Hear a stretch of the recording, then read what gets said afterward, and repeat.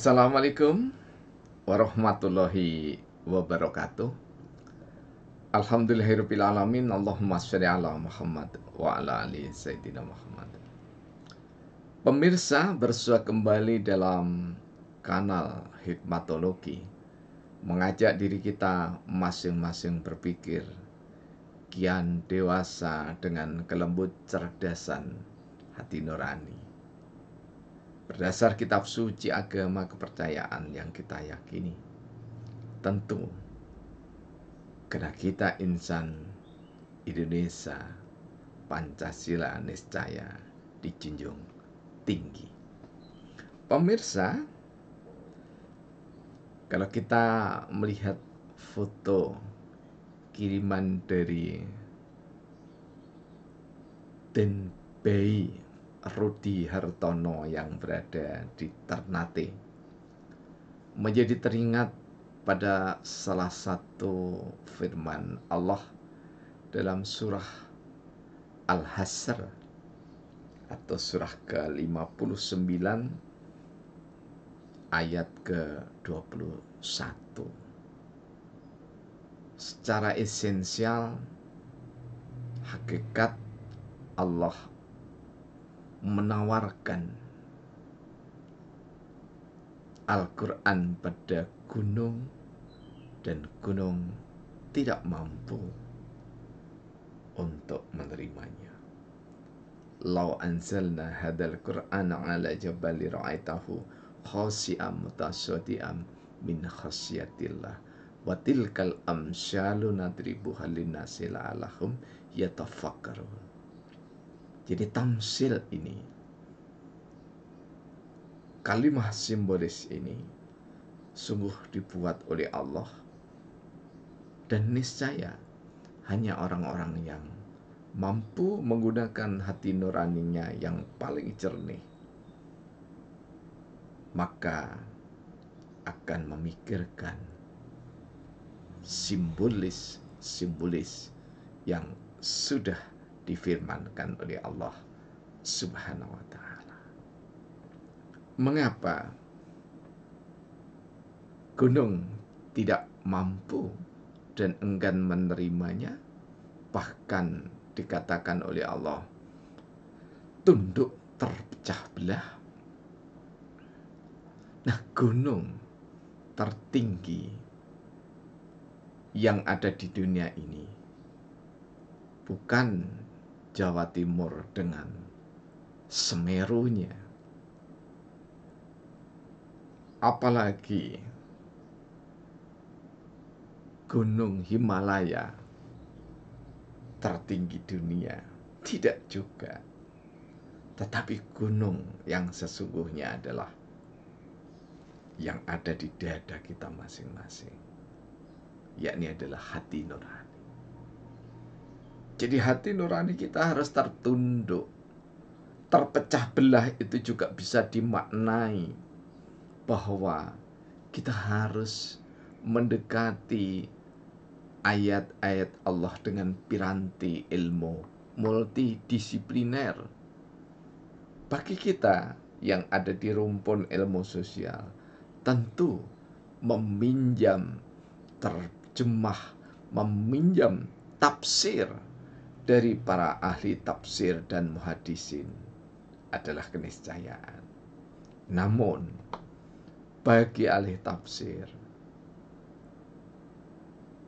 meminjam, menyokong pendapatnya dengan ahli-ahli ilmu lainnya adalah keniscayaan juga.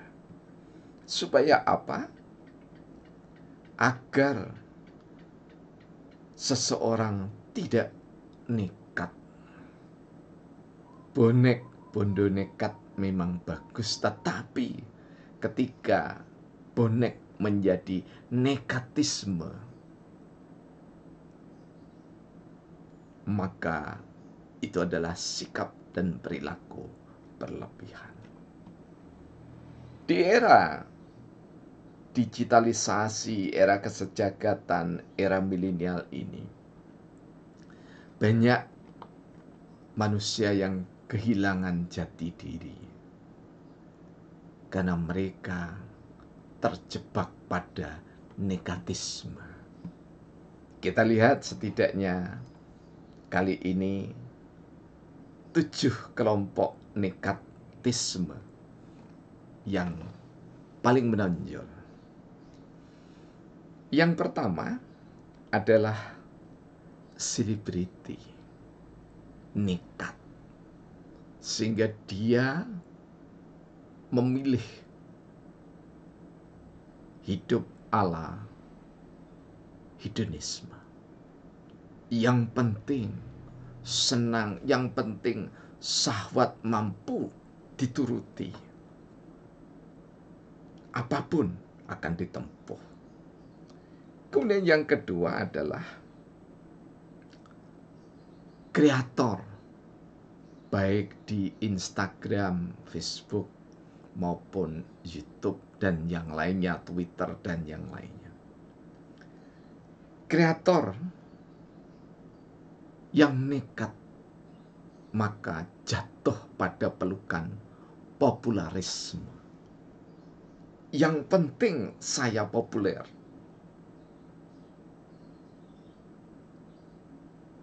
Kemudian tidak kalah yang ketiga adalah grup WhatsApp.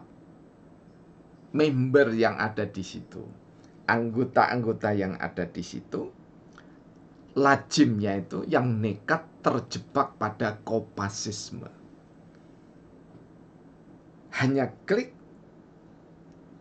dari saudaranya, dari teman grupnya, kemudian langsung tanpa dilihat seringkali dilempar ke teman lainnya atau ke grup yang lainnya. Tanpa dilihat apa isinya. Ini yang terjadi. Kemudian yang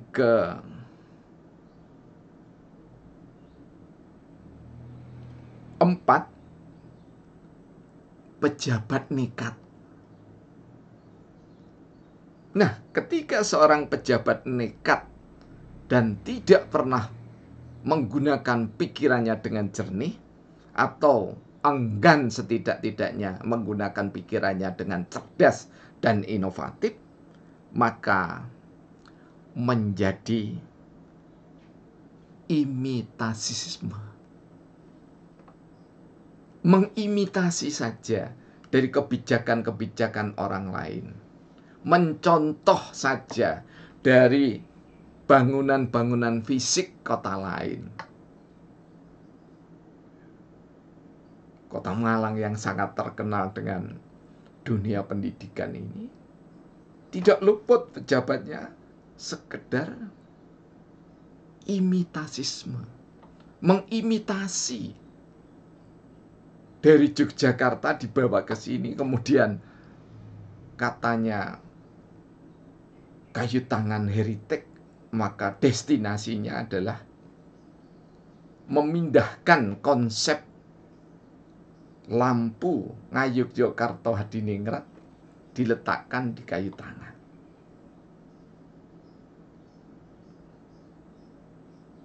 Tidak ada inovasi.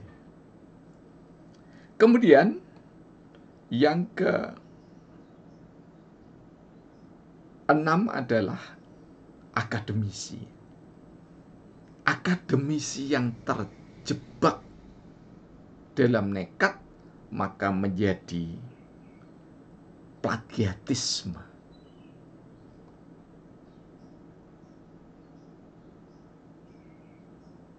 Hanya kopas dari pendapat satu ke yang lainnya. Bahkan seringkali akademisi yang terjun di dunia publik, yakni menjadi motivator, tidak jarang hasil pemikiran orang lain tidak disampaikan dengan jujur, namun dianggap seolah-olah miliknya sendiri. Yang ketujuh lebih parah lagi, ketika ulama atau yang diulamakan, mubalek yang dimubalekkan, dai yang didaikan, nekat maka yang terjadi adalah fanatisme. Nah, ada seorang guru besar yang mengatakan kalau tidak dari golongannya yang berpikir, yang bersikap, yang berperilaku, bahkan yang menjabat, salah semua, salah semua. Sungguh, innallaha la yahtasib. Allah itu tidak suka hal yang berlebihan. Nikat boleh, tapi jangan sampai nekatisme. Karena itu khususnya anak-anak muda, silahkan Anda nekat sebagai kesatria, tapi jangan nekatisme. Karena kesatria selalu menghargai peran dan jasa orang lain.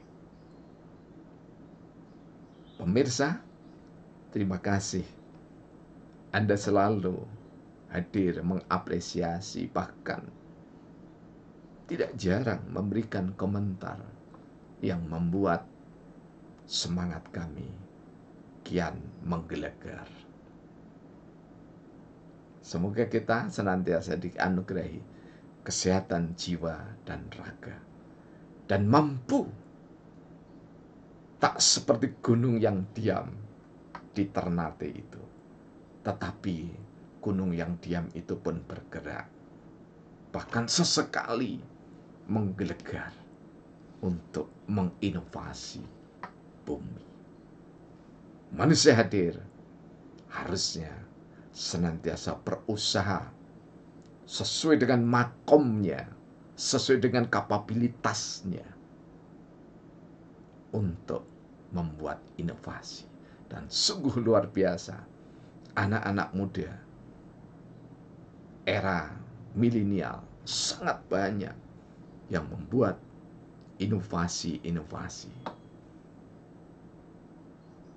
Terima kasih. Kurang lebihnya mohon maaf. Billahi taufiq wal hidayah. Wassalamualaikum warahmatullahi wabarakatuh.